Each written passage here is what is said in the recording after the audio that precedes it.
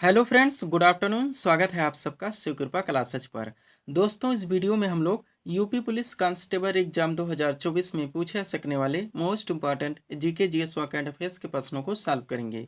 दोस्तों, ये सारे क्वेश्चंस हमारे आपके एग्जाम में पूछे जाने वाले प्रश्नों के सभी टॉपिक्स, प्रश्नों के लेवल व प्रश्नों के टेंस, इसके अलावा दोस्तों आपके प्रीवियस ईयर एग्जाम्स के प्रश्नों को पूरी तरह से एनालाइज करके बनाया गया एक मोस्ट इंपॉर्टेंट वीडियो है। तो दोस्तों, आप लोग इन्हें कॉन्सेंट्रेट होकर सॉल्व करें। क्वेश्चंस कम सॉल्व होने पर पुनः प्रश्नों का रिवीजन करें, ताकि यूपी पुलिस कांस्टेबल एग्जाम 2024 में आप लोग जीके जीएस व करंट अफेयर्स के टॉपिक से अच्छा स्कोर कर सकें। ध्यान रखें दोस्तों, आपके एग्जाम में आपका पूरा जीके यानी कि हिस्ट्री, पॉलिटी, ज्योग्राफी, इकोनॉमिक्स, पूरा आपका मिससेलेनियस यानी विविध का चैप्टर, पूरा आपका जीएस यानी कि जनरल साइंस, करंट अफेयर्स व यूपी स्पेशल, इन सभी टॉपिक्स का अच्छा खासा वेटेज है। 76 नंबर के क्वेश्चंस आपके इन सभी टॉपिक्स से पूछे जाएंगे। तो चलिए दोस्तों, ज़्यादा समय न लेते हुए हम लोग इन सभी मोस्ट इंपॉर्टेंट प्रश्नों को सॉल्व करना शुरू करते हैं। दोस्तों, क्वेश्चन नंबर 1 है हमारा, सशस्त्र सीमा बल यानी कि एसएसबी के नए महानिदेशक कौन बने हैं। रिसेंटली करंट से मोस्ट इंपॉर्टेंट क्वेश्चन है दोस्तों, बिल्कुल आपके ट्रेंड में है, आपके लेवल में है। क्वेश्चन है हमारा, सशस्त्र सीमा बल यानी कि एसएसबी के नए महानिदेशक कौन बने हैं। करेक्ट आंसर होगा दलजीत सिंह चौधरी। कौन? दलजीत सिंह चौधरी। अब चूंकि दोस्तों करंट से हमारा क्वेश्चन आया हुआ है, तो इस टॉपिक से जितने भी क्वेश्चंस बनते हैं, अधिकांश प्रश्नों को हम लोग यहीं पे कवर करेंगे। यही हमारे प्रिपरेशन की स्ट्रेटजी है दोस्तों, कि जिस भी टॉपिक्स को हम लोग उठाएंगे, उस टॉपिक्स के अधिकांश प्रश्नों को पूरे एक्स्ट्रा फैक्ट के साथ वहीं पे कवर करेंगे। ध्यान दीजिएगा दोस्तों, आप लोग सारे क्वेश्चन सिलेक्ट रखे गए हैं। पहला क्वेश्चन है हमारा, राष्ट्रीय जांच एजेंसी यानी कि एनआईए के नए महानिदेशक कौन बने हैं। करेक्ट आंसर होगा सदानंद वसंत दांते। एक एक क्वेश्चन दोस्तों आपके एग्जाम के लिए हर टॉपिक से यहाँ पे सुपर लगाए गए हैं। आप लोग इन सभी प्रश्नों को पूरी तरह से रिवाइज जरूर करेंगे। आगे बढ़ते हैं। क्वेश्चन हमारा, पेरिस ओलंपिक 2024 में भारत के ध्वजवाहक कौन बने हैं।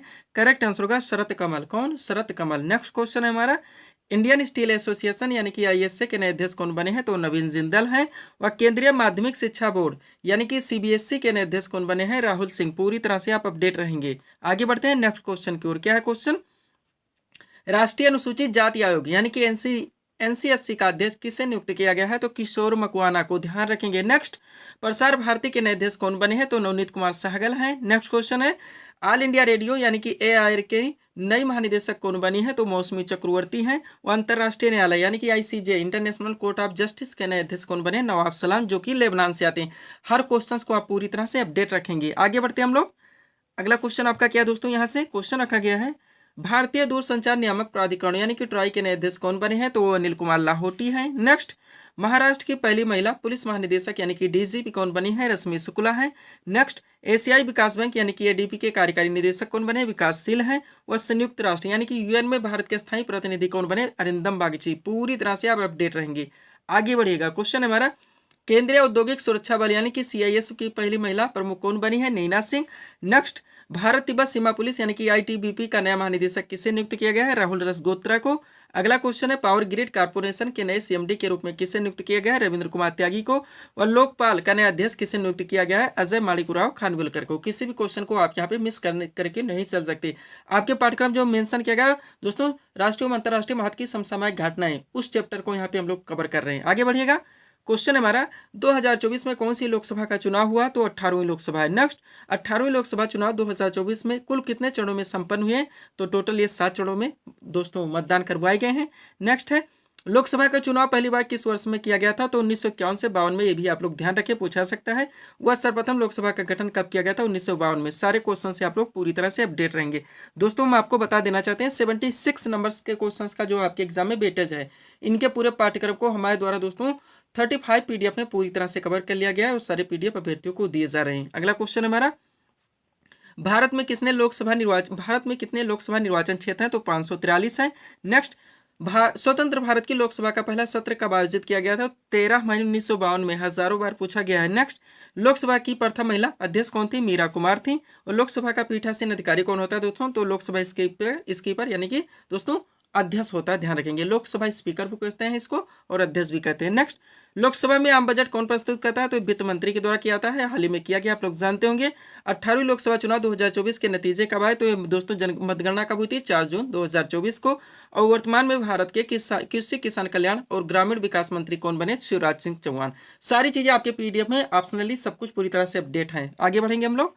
थोड़ा सा पीडीएफ के बारे में बात कर लेते हैं दोस्तों, पुनः हम लोग नेक्स्ट क्वेश्चन की ओर चलेंगे। ध्यान देंगे आप लोग, 4 पीडीएफ यहाँ पे हमारा लगा हुआ है, लेकिन हम लोग बात कर लेते हैं सबसे पहले यूपी कांस्टेबल एग्जाम 2024 के पीडीएफ के बारे में। इसमें आपका दोस्तों जो 76 नंबर्स के क्वेश्चंस का वेटेज है, आपका अच्छा खासा वेटेज, जिसमें आपका पूरा जीके का पोर्शन आएगा, यानी हिस्ट्री, पॉलिटी, ज्योग्राफी, इकोनॉमिक्स, पूरा आपका मिससेलेनियस यानी विविध आएगा, पूरा आपका जीएस यानी कि जनरल साइंस, पूरा आपका करंट आएगा, और आपका पूरा यूपी स्पेशल में स्टैटिक व करंट।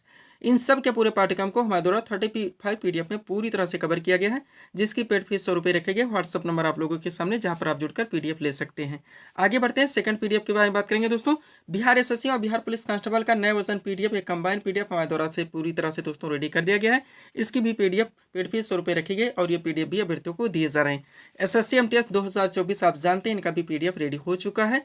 27 पीडीएफ में दोस्तों इनके पाठ्यक्रम को पूरी तरह से कवर किया गया है, जहां से आपकी फाइनल मेरिट बननी है। 75 नंबर के क्वेश्चंस आपके यहाँ से पूछे जाएंगे।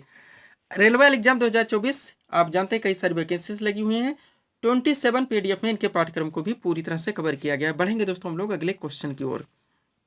एक बात कहना चाहेंगे दोस्तों, जितने लोग ऑलरेडी पीडीएफ ले चुके हैं, ले रहे हैं, हो सके दोस्तों आप प्रिंट आउट निकलवाएं, अच्छी खासी सीट बन जाएगी। आप अंडरलाइन लगा के स्टडी कर सकते हैं, पुनः रिवाइज कर सकते हैं, और अगर आप इतना कर लेते हैं कम से कम समय में, बिना इधर उधर भटके, आप लोगों की प्रिपरेशन अच्छे खासे ढंग से क्लियर हो जाती है। बढ़ेंगे अगले क्वेश्चन की ओर। क्या हमारा क्वेश्चन, मैक महारेखा किन दो देशों के मध्य, तो भारत एवं चीन के मध्य में। ऐसे दोस्तों बहुत सारी सीटें इस टॉपिक से आपके दोस्तों पीडीएफ में लगाई गई हैं। यहाँ पे जो आपका टॉपिक है दोस्तों, जो अंतर्राष्ट्रीय सीमाएं हैं, खासकर दोस्तों यहाँ से क्वेश्चंस वो बनते हैं भारत एवं उनके पड़ोसी देशों से संबंधित जितने दोस्तों रिलेटेड महत्वपूर्ण अंतर्राष्ट्रीय सीमाएं होती हैं, कोई मुद्दे होते हैं, क्वेश्चंस वहाँ से उठते हैं। तो इस तरह से एक सीट यहाँ पे लगी हुई, आप लोग पूरी तरह से इसको अपडेट रखेंगे। चलिए शुरू करते हैं हम लोग। क्वेश्चन हमारा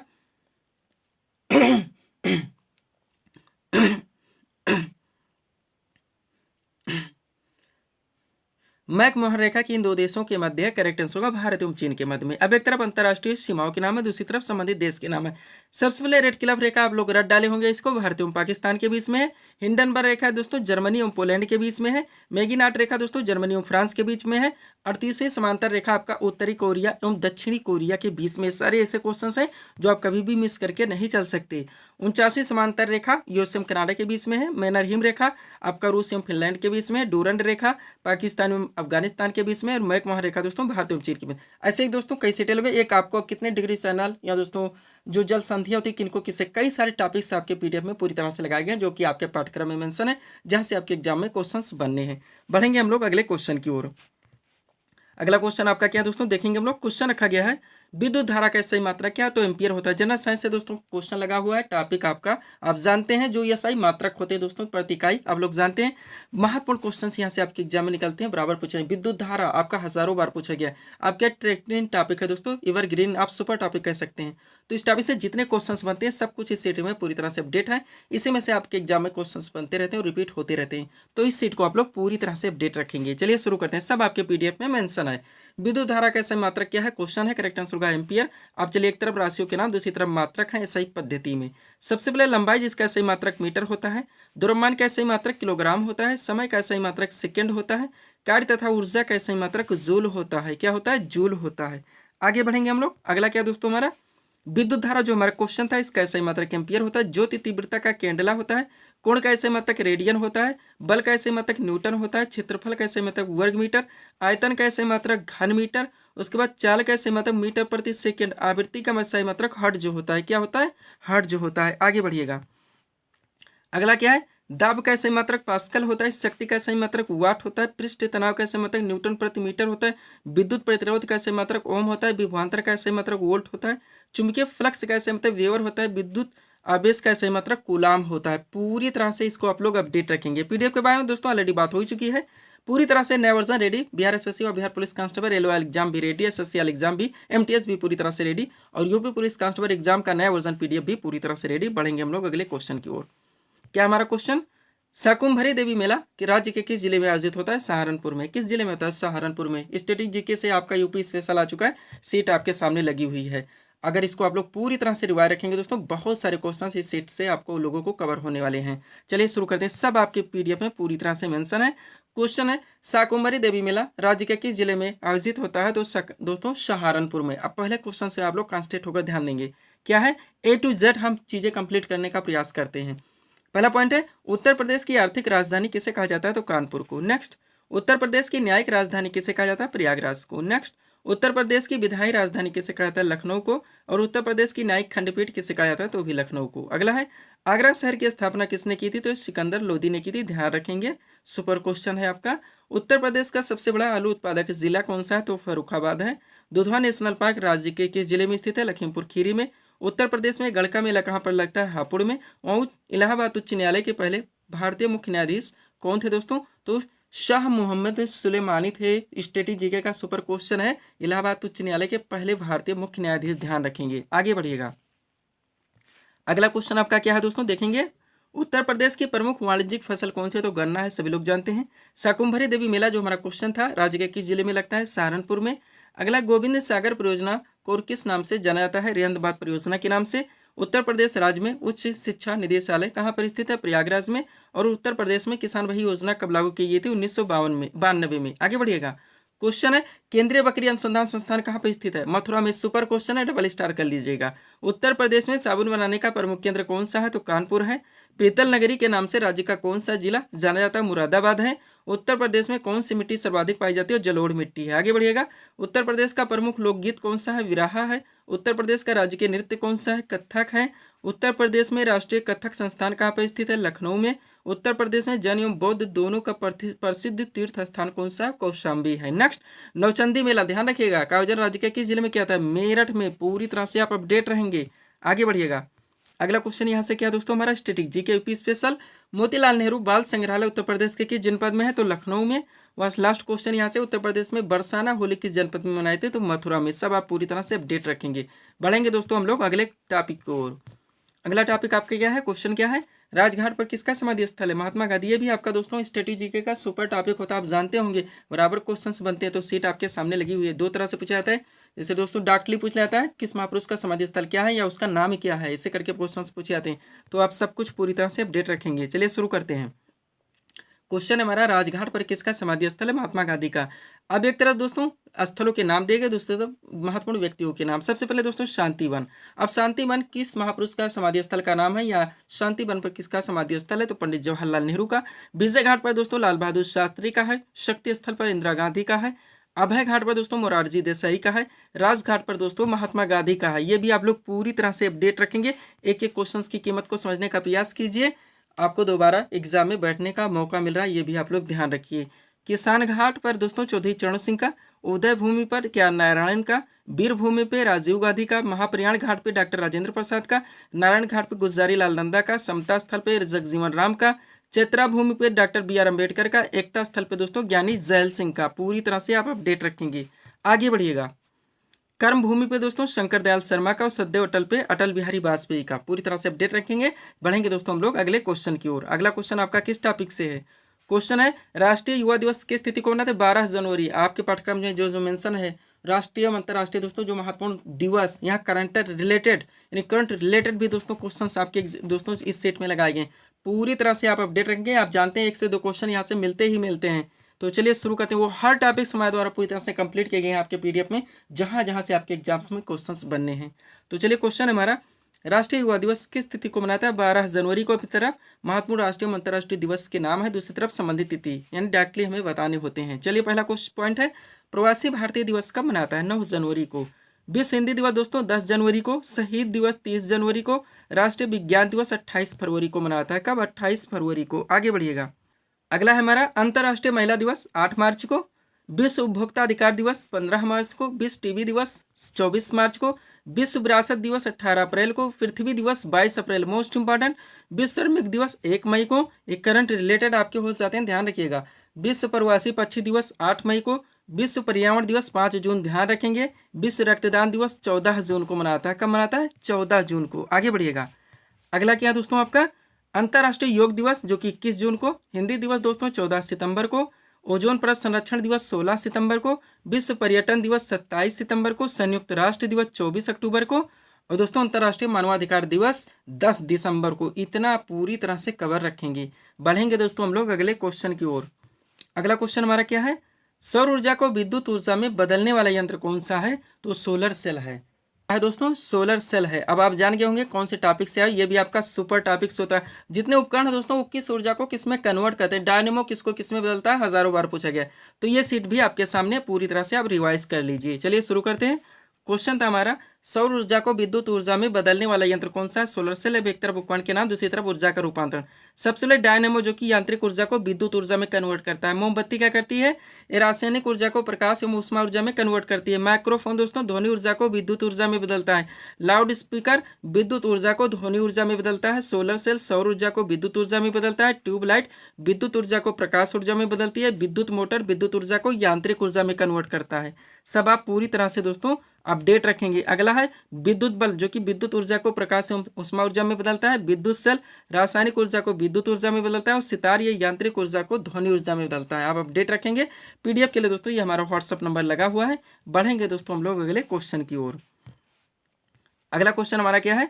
वॉशिंग सोडा का रासायनिक नाम क्या है? तो सोडियम कार्बोनेट होता है। क्या होता है? Sodium carbonate. साइंस से क्वेश्चन आया दोस्तों, यहाँ पे हम क्या करेंगे, साइंस के जितने इंपॉर्टेंट क्वेश्चंस हो सकते हैं उनकी भी सीट में दोस्तों कलेक्शन कर दिया गया है।